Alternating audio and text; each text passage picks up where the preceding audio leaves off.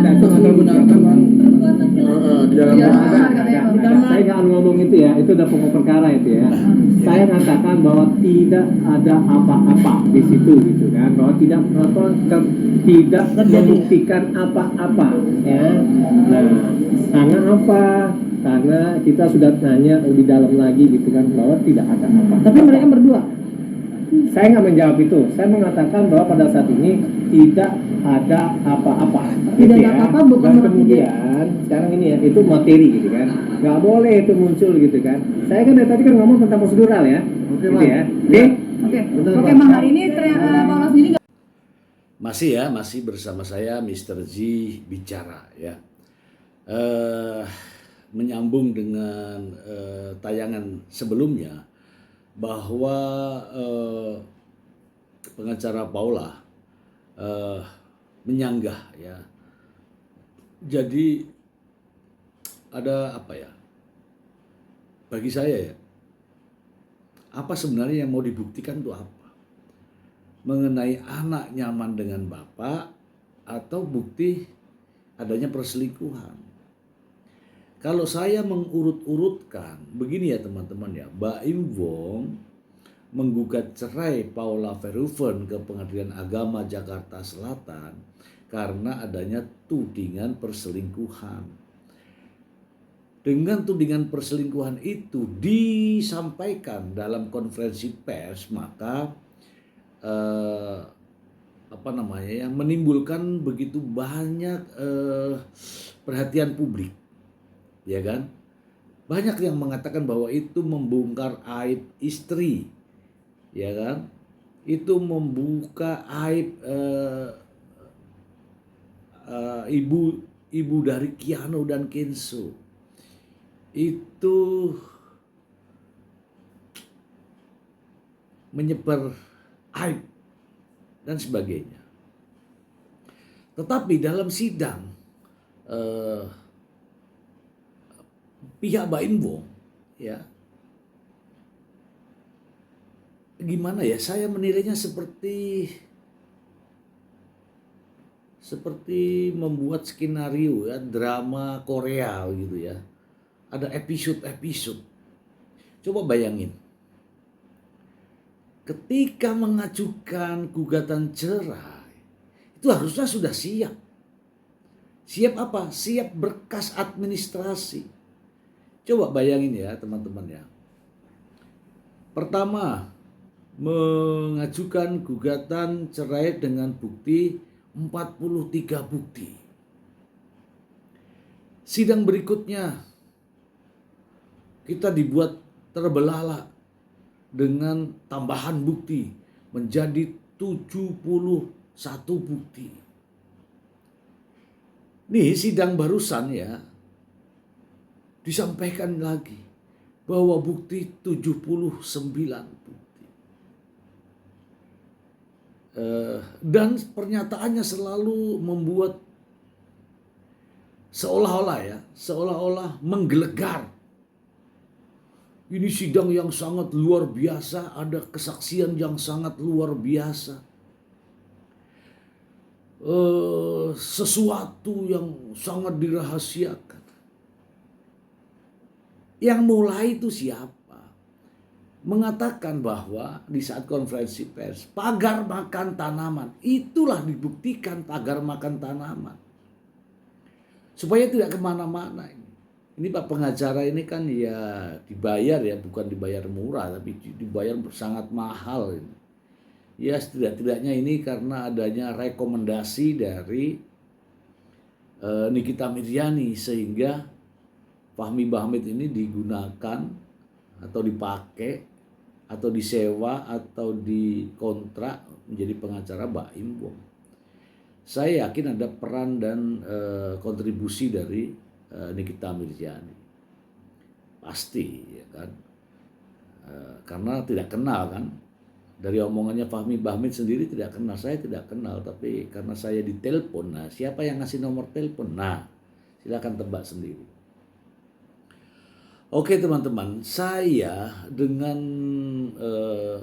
tayangan sebelumnya bahwa kesaksian Tengku Yaki, kesaksian security, kesaksian ART. Semua itu biasa aja. Biasa aja. Saya kira kan pengacara juga sering menghadapi sidang ya. Artinya hal-hal seperti ini tuh biasa. Jangan dikatakan luar biasa, wow, wow, wow. Itu semua hiperbola. Membesar-besarkan hal yang kecil. Kemudian saksi ahli netral. Iyalah kalau saksi ahli netral bagus. Tapi biasanya saksi ahli siapa yang menghadirkan itu yang ini ya. Tetapi bukan itu maknanya ya. Bukan itu maknanya. Objek sidang kali ini adalah pembuktian. Apa yang harus dibuktikan? Yang harus dibuktikan adalah gugatan cerai ini karena apa? Gugatan cerai ini loh, karena apa? Karena perselingkuhan. Perselingkuhan itu tidak bisa hanya diucapkan. Harus dibuktikan. Bisakah membuktikan? Ya ditambahi lagi saksinya, tambahi lagi buktinya. Berapapun ditambahi kalau tidak ada korelasi dan tidak memiliki relevansi, nol gede. Gitu ya teman-teman ya. Saya ingin menayangkan supaya kita fair ya. Tadi sudah kita tayangkan kesaksian dari pihak Baim Wong. Sekarang bagaimana pernyataan pengacara Paula Verhoeven terkait persoalan ini? Mari kita simak bersama. Jangan bosan-bosan teman-teman. Kita simak baru kita berpendapat. Oke, ya, mari kita simak. Karena sih dia itu sangat dekat. Nah, pertama sama anak bungsunya yang Kenzo yang nggak bisa lepas dari. Kemudian yang ketiga itu Paula tuh sulit bersama anak-anaknya dalam kurun waktu 2 bulan ini, karena harus ke kantor Pak Heru, sementara kantor itu bukan area yang tempat rumah lah ya. Kemudian berbagai kesepakatan untuk mencari solusi terkait dengan perasaan anak itu nggak perlu. Nah, baik itu juga sudah adanya kesepakatan dari sekolah ya, dan juga dari sana nanti itu juga belum bisa dilakukan. Karena tadi juga dibahas soal itu. Dan kemudian sebenarnya yang harus dibuatkan bahwa kedua belah pihak itu sepenuhnya kewajiban sama terkait hak dan kewajiban mungkin ya Bang ya. Oke, nah hari ini kan tadi kemudian kedua ini terkait dengan sidangan itu yang mau ditanya ya. Betul. Nah, kalau terkait dengan persidangan tadi ada pengantar bukti, ada saksi dan ahli, saksi dan ahli. Nah, terkait dengan pengantar bukti, sebagaimana yang kemarin-kemarin saya bilang, ini tetap tentang bukti elektronik. Jadi begini teman-teman ya, terkait dengan bukti elektronik mungkin saya harus jelaskan.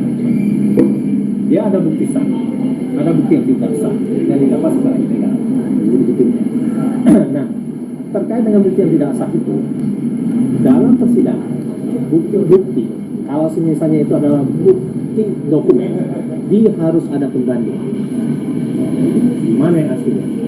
Nah, ada muncul itu aslinya, ini asli, ini dokumen, kopi, jadi kopi dari asli, gitu kan? Itu kalau misalnya. Tapi kalau bukti elektronik, dia harus dari mana dia itu diambil. Loan screen. Ya. Nah, dari situ akan ketahuan sebenarnya yang diberikan itu yang sudah dirubah atau tidak, atau sudah rusak atau tidak, teman-teman kita. Nah sekarang nih kan ada editing. Ya. Nah, itu artinya tuh bukti itu sudah tidak otentik. Orisinal ya. Tidak orisinal. Nah, jadi itu harus diambil dari bukti pertama kali itu muncul. Terus diperlihatkan. Nah, dengan itu nanti akan kelihatan tuh antara database data dengan metadata. itu akan terlihat nanti. Kalau misalnya itu tidak terlihat, artinya itu tidak otentik. Pengadilan semestinya itu tidak otentik. Karena apa? Karena dia bukan bukti yang bisa dipertimbangkan sebagai bukti yang otentik.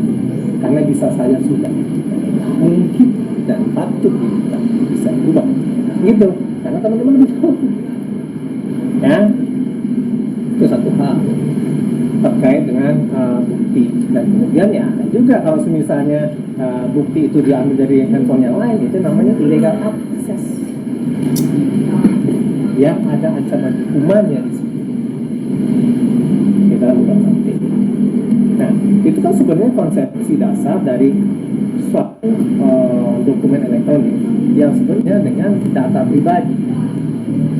Tapi teman-teman pernah bilang tuh, kalau misalnya teman-teman ngambil wajah saya, gitu kan, tanpa konsen saya, itu adalah pelanggaran. Ya, kita split berdasarkan undang-undang nomor 27 tahun 2002. Jadi ini tidak sah. Nah, itu yang harus dipahami dulu ya terkait dengan pengantar bukti ini dan bukti-bukti. Gitu ya. Nah kemudian selanjutnya ini terkait dengan saksi-saksi gitu kan. Ya saksi-saksi ya kita menilai ya ini kan versi mereka ya apa sih gitu kan. Tapi satu hal yang menarik sebenarnya ya kita yakin dari kita klarifikasi tadi gitu kan. Itu kan terkait dengan bukti dan kemudian beberapa hal memang mendukung dalil-dalil kita malah. Bang, terkait illegal access ini kan suami istri bang, apakah itu bisa di Illegal access. Pada waktu itu kan masih suami istri. Iya. Enggak dong, tetap aja yang namanya ya kalau misalnya ada konsen ya oke. Tapi kalau misalnya nggak ada konsen, nggak ada persetujuan gimana? Nggak bisa lah. Saya contoh begini gitu kan. PIN ATM itu bisa dibagi? Enggak. Kan gitu kan? Itu juga perintah, kan gitu kan? Tapi itu kan keuangan bang. Susah. Tidak hanya keuangan, semuanya. Dia itu yang berkaitan dengan data pribadi, apalagi itu adalah data yang khusus ya. Itu tadi khusus tuh. Data pribadi khusus gitu kan. Itu memang harus dengan konsen gitu kan. Misalnya dibilang bahwa ini kan sudah persetujuan. Iya, pertanyaannya persetujuannya itu sejauh mana? Kan gitu kan? Contoh begini. Saya nih ya, megang masih ini konsennya, cuma megang doang. Tapi yang lain enggak. Itu hanya ada batas-batasan, ada embakasinya di situ. Tapi kalau misalnya nggak ada, berarti sudah ada pelanggaran, gitu kan? Itu kira-kira. Kalau tadi saksi itu suami istri kan tidak ada batasan. Itu dua orang yang sama atau berbeda? Ya mungkin sama-sama kan sama Itu makanya kan. Itu makanya dua orang berbeda, nggak bisa disamakan. Itu makanya mungkin itu juga kepada siapapun itu tidak boleh diberikan. Oke. Boleh kan? Ya. Tapi kan itu PIN bang, ini kan masalahnya Kata kita, kata hukum kan kagak. Karena hukum itu ada kaidah, ada melarang, membolehkan, dan mengecualikan. Hukum mengatakan melarang. Oke bang, mengenai saksi tadi kan salah satunya disebutkan bahwa ada bang, kita dulu gas. psikolog yang katanya ada dihadirkan dan netral ya. Nah dari pihak Bayu sendiri merasa bahwa dia merasa lega lah karena ada dari ahli yang bisa menjabarkan kondisi anak-anaknya yang bahwa tahu sebenarnya kondisi anak-anaknya psikologisnya seperti apa. Nah ini gimana bang? Ini berarti membantah statement abang yang awal bahwa tadi anak-anak dekat sama ibunya, anak-anak nggak mau pisah, seperti apa sih bang? Ya kita ada buktinya juga nanti. Tapi memang, gitu kan, ini terkait dengan metodologi ya. Nah makanya metodologi itu yang dipertanyakan ya.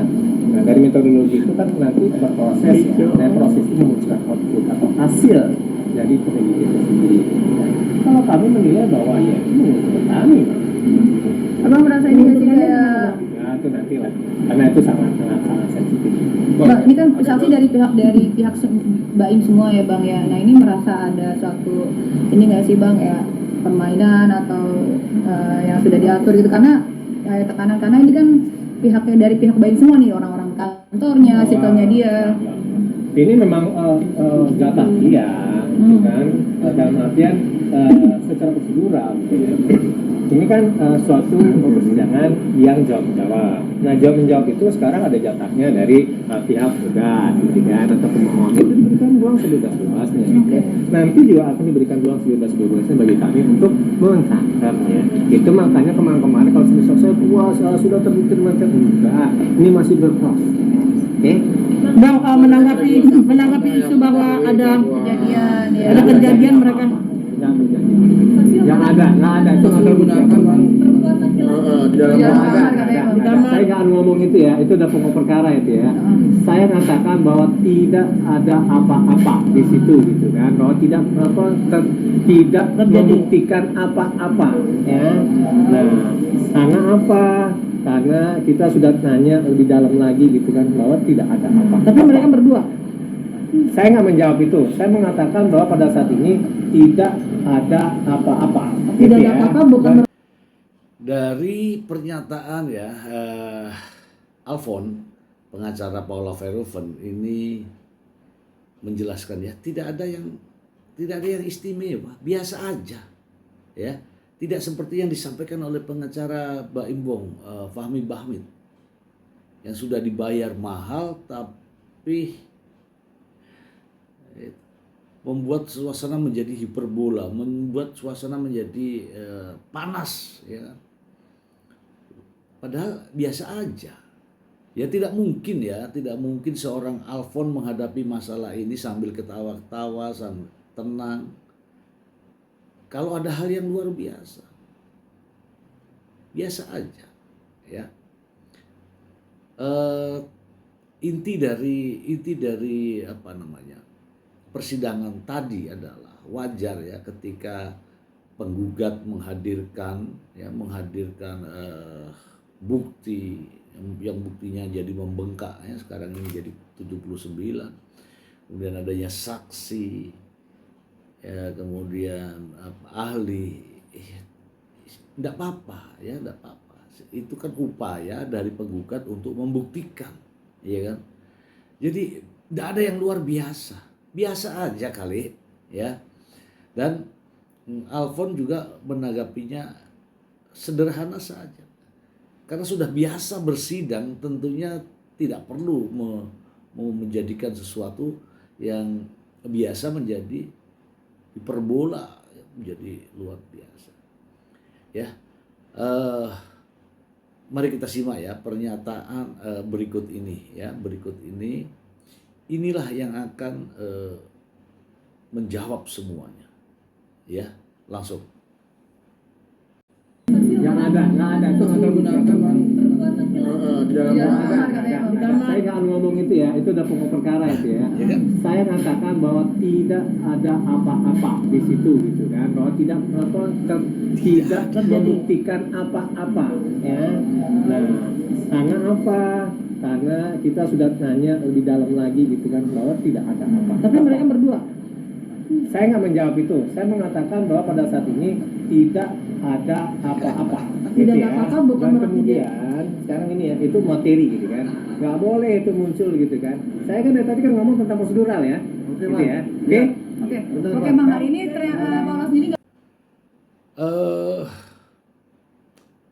Apa namanya, pihak Paula tentu saja tidak akan tinggal diam. Hari ini adalah pihak penggugat yang menceritakan, yang menjelaskan pihak hakim kepada pihak hakim. Apa-apa yang ditanyakan hakim dijelaskan oleh penggugat, karena memang waktunya penggugat untuk menceritakan apa-apa barang bukti yang atau saksi yang dihadirkan. Tetapi ada waktunya, ada saatnya ketika Paula Verhoeven juga akan memberikan tanggapan atas pernyataan ini. Tapi memang saat ini adalah waktunya penggugat ya membuktikan tudingannya. Tudingannya adalah perselingkuhan. Maka tugasnya adalah membuktikan terjadinya perselingkuhan dengan berbagai cara dan upaya. Ya mungkin ini konsep semuanya dari sang pengacara tentunya.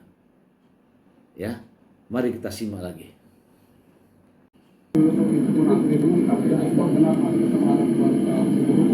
Ya itu fakta, apa itu kan permasalahan hukum. Nah itu kan delik formil. Ya udah kan, delik formil itu. Delik formil itu adalah ketika larangan itu dilanggar, larangan ya, bukan perbuatannya itu sudah terjadi belum. Ketika larangan itu terjadi, gitu kan, itu sudah terjadi perbuatan. Oke? Bang, bantuan sendiri ini kenapa nggak hadir? Ini kenapa nggak hadir? Bang, tadi katanya malah ke sekolah anak-anak, kenapa Bang kangen atau seperti apa? Oh sangat kangen, dia sangat tersisa. Karena dia tidak dapat bertemu dengan anak-anaknya. Nah itu makanya sponsornya dia. Ya, oleh sebab itu makanya dia sangat menjaga agar anak-anaknya itu tidak mengetahui. Yang begini tadi gitu kan, oh ini ada apa bukti, enggak pernah apa. Jadi minta tolong teman kami dengan namanya 10 jari dan 11 tidak kepala itu kasarnya begitu ya. Bang, minggu depan mau datang nggak, Bang? Ya, yang begitu-begitu jangan diungkap, gitu kan? Karena ini untuk kepentingan dari anak-anak. Pola sangat concern sekali dengan itu dan dia itu sangat tersisa untuk apa? Karena tidak bisa bertemu dengan Bang, anak. kenapa Paula nggak ngomong aja Bang? Hari ini nggak hadir, kenapa Bang? Bang, Alasannya Paula ngomong aja Bang. Kenapa alasannya hari ini nggak hadir, Bang? Udah bilang ya, udah itu doang. Datang lah Bang, Paula untuk sidang besok Bang. Bang, minggu depan mau datang Datang nggak, lah Bang? Bang Paula. Bang, minggu depan, Bang. Biar bisa dijelasin gitu, artinya tidak dari sisi satu. Alasannya apa hari ini nggak hadir? Udah itu aja dulu ya, karena saya pikir itu udah pengulangan. Oke. Yang besoknya itu adalah masih pemeriksaan saksi. Dari pihak penggugat. Dari pihak penggugat, Bang. Oh, dari mana? Dari pihak Paula udah disiapin belum Bang saksinya, Bang? Dari pihak Paula udah nyiapin saksi belum sih, Udah Bang? dong, udah. Berapa? Jauh banget itu. Oke, udah ya. Satu lagi nih, Bang. Udah ya. Dari apa yang dikatakan Alfon, saya yakin ya, semua bukti tidak akan membuktikan apa-apa tentang apa yang menjadi tuduhan pokoknya. Saya juga berharap ya untuk Alfon ya, fokus saja kepada tudingan, Soal hak asuh anak itu normatif. Kenapa? Anak di bawah umur pasti ke ibunya. Sekarang kita buktikan apakah pihak Baim Wong bisa membuktikan adanya Paula Verhoeven selingkuh. Ya, itu aja fokusnya. Kalau memang bisa membuktikan Paula Verhoeven selingkuh, nah itu baru kita angkat topi terkait dengan hak asuh anak. Tapi sepanjang pembuktiannya bias, kesaksiannya bias, maka yakinilah hak asuh anak akan jatuh ke ibunya. Kali kan itu kan lebih kepada persoalan Netral ya? Iya, bukan netral. Sebenarnya lebih kepada mengutarakan apa yang diketahui berdasarkan keahlian dan ilmu ya Bang. Abang merasa menguntungkan tadi. Tapi menguntungkan.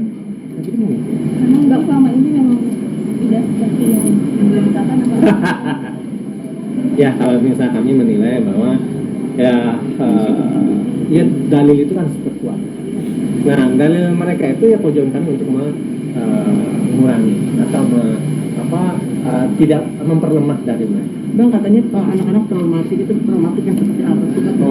Kata siapa tuh? Saya nggak pernah ngobrol Enggak, dari pihak sana. Pihak sana maksudnya siapa? Pengacara sana. Iya. Pengacara sana atau dari ininya prinsipalnya? Nah itu kan nggak boleh. Nggak boleh dong. Tapi kalau dapat informasi nggak Bang kalau Apa tuh? anaknya yang mau Itu nggak apa-apa. Apa nggak apa-apa? Yang masalah trauma. Nggak boleh. Nggak boleh. Tapi Paula dapat Nggak boleh. Nanti makanya tanyakan tuh kenapa tuh? Bang, tadi kan abang bilang kalau Paulus karena terjadi berkarya, ini udah lama tidak ketemu. 2 bulan. Ya? 2 bulan tadi kan? Itu udah bilang 2 bulan tadi. 2 bulan. Udah ya. Kan itu udah ulang-ulang lagi sorry. Udah jam berapa? 2. Bang, apa iki? Sorry. Mati deh. Bang, cie. Pun cie lain. Ayo, Aduh. Bang Cie, Bang Cie. Enggak, saya enggak mau komentar itu. Saya mempertanyakan kenapa itu memunculkan itu. Nah, itu dari siapa? Ya, oke ya. Apa Cie Bang gitu? Sambucie. Sama Sambucie itu petanya cie. Oke. Itu ya. Bukan Berarti minggu depan agendanya apa Bang? masih saksi. Saksi dari pihak? Daya. Oh, Abang. Kalau apakah perlu pendampingan dari psikolog Bang akan merasa tersiksa? Saya nggak menjawab itu. Sorry. Enggak lah, itu lagi. Awas. Di sini lebih tegas lagi ya bahwa Alfon mengatakan dengan semua bukti yang dihadirkan, saksi yang didatangkan, tidak membuktikan apa-apa. Artinya apa? Tidak ada kejadian yang dimaksud. Jadi, teman-teman, kalau kejadian yang ditudingkan itu tidak ada, maka mutlak hak asuh anak akan jatuh ke Paula Verhoeven dan tetap bercerai. Kemudian Baim Wong akan menanggung terhadap jaminan kehidupan anak-anaknya walaupun hak asuhnya di tangan Paula Verhoeven. Ada kewajiban untuk menjamin masa depan anak. Hak asuh anak secara otomatis karena ini perintah undang-undang. Perintah undang-undang. Anak di bawah umur jatuhnya ke ibunya. Itu ya. Karena dilihat apakah ada perilaku-perilaku aneh dari Paula, tidak ada. Ya, tidak ada. Dan masih ada kesempatan teman-teman dari pihak Paula juga bisa saja mendatangkan saksi, bisa saja mendatangkan ahli, dan bisa saja juga memberikan bukti.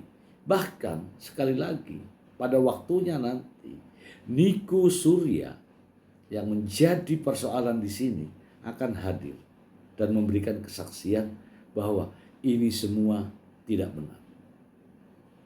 Dan hakim akan memutuskan dok hak asuh anak ke Paula Verhoeven.